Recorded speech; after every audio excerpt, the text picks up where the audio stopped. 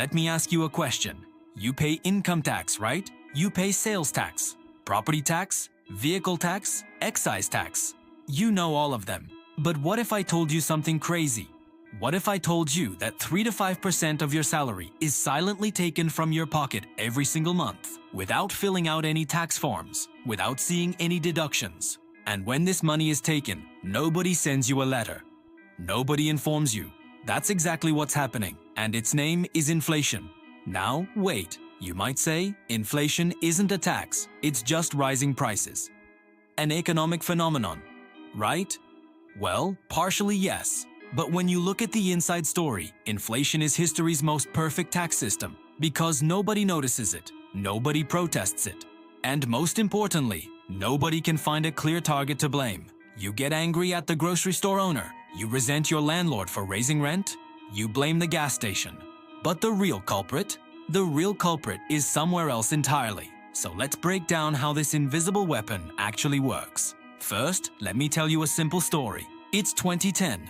You've saved $100,000, a small fortune. You can put a down payment on a house with this, or you can buy everything you need for 10 years. This money is real security, real power. Your future looks guaranteed. Now it's 2025. That $100,000 is still in your pocket. You haven't spent a penny. You were careful, frugal, you saved it. But now you can't buy a house. You can't survive for 10 years. Maybe you'll live 3 or 4 months with it. On your good days. Excuse me, where did your money go? You didn't spend it. Nobody stole it. You didn't lose it. But it's gone. Evaporated. That's inflation tax for you. So is it really a tax? Let's think about this. What's the definition of a tax? Money that the government forcibly takes from you, promising services in return. Let's test it. First question. Does the government create it? Yes. Central banks print money. More money equals each unit of money loses value. It's mathematics. If there's $100 in the market and you print another $100, each dollar's value drops by half. Simple. Second question. Is it taken by force? Yes. You can't escape. Even if you hide your money under the mattress, it's losing value.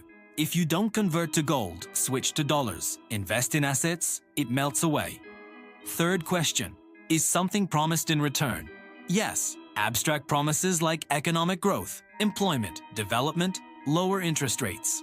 Does it materialize? Debatable. Now compare it with regular tax. Regular tax. 20% cut from your salary. You notice. You see it in your account. It's written on your paycheck. You get angry. Inflation tax.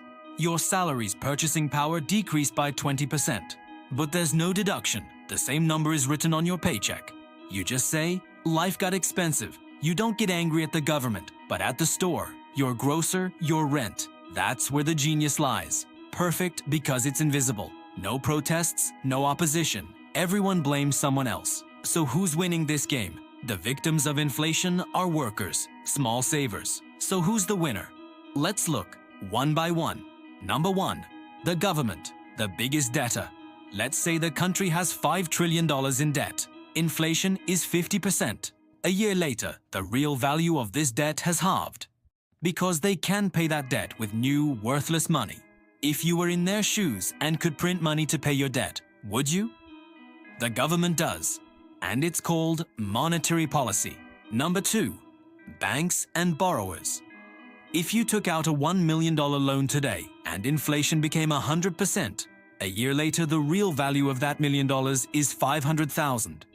Your debt melted away. But careful, this only applies to big players because they can borrow at 10 to 15% interest. Think about it. There's 100% inflation. If you can borrow at 15% interest, you're really making 85% profit. If you're taking out a loan at 50% interest, the interest eats you before inflation melts your debt. The game is always in favor of big players. Number 3, asset owners. Those who have land, buildings, gold, dollars are winning because their value rises with inflation. Money is losing, assets are protected. Who's losing? Salaried workers, retirees, students, small businesses, teachers, civil servants. Everyone who holds cash lives on a salary, 80% of the country. But how does this system actually work? So how is inflation created? Number 1. Money printing. The central bank prints new money. The amount of money circulating increases. Number 2. Low interest rates. Loans get cheaper. Everyone borrows, spends more money. Demand increases. Number 3. Budget deficit. Government spending exceeds revenue. How do they cover the difference? By printing money. Result: too much money, same goods. The math is inevitable. Prices rise, and they give you excuses like global energy crisis, supply chain, war, drought. Yes, these have an effect too. But the main reason is money supply. It always has been. History has seen this repeatedly. The Roman Empire devalued currency by mixing copper into silver coins. Result: hyperinflation and collapse. 1920s Germany, Weimar Republic. They printed money to pay World War I reparations. People carried banknotes in wheelbarrows to buy bread. The baker set prices in the morning, quoted different prices at noon. The middle class vanished, savings evaporated. You know how this ended? Hitler came. Inflation killed not just the economy, but democracy too. Zimbabwe, 2008. Inflation reached sextillion%. They printed $100 trillion banknotes. People used money as firewood. Venezuela. Egg prices reached millions. Doctors scavenged food from trash. The world's richest oil reserves surrendered to hunger. Why? They printed money. Are these extreme examples? Yes. But the mechanism is the same. Everywhere the same. Print money. Lose value. Middle class melts away. But isn't inflation good for the economy? That's the story you're told. They say controlled inflation stimulates the economy. Central bankers set 2% target inflation. They call it healthy inflation. Really, think about it. If you know your money will be worth less tomorrow, you spend it today. This increases consumption, right? Partially. But this is also true. Nobody can do long-term planning. Saving becomes meaningless. There's no capital to invest. Trust disappears. The foundation of economy is trust. Inflation kills it. Look at Japan. Nearly zero inflation for 30 years. Did they collapse? No. Still one of the world's richest, most stable countries. Look at Switzerland. Low inflation, high living standards, strong currency, happy people. Inflation isn't good for the economy. It's good for government debt. Good for politicians. Because it saves today, pushes the bill to tomorrow. And who pays that bill? You. So now that you understand the game, what can you actually do about it? So what will you do? Now you know the game. Here's a survival guide. Number 1. Don't hold cash. Is your money sitting in the bank? It's melting. Cash isn't king anymore. Keep enough for the month, put the rest elsewhere.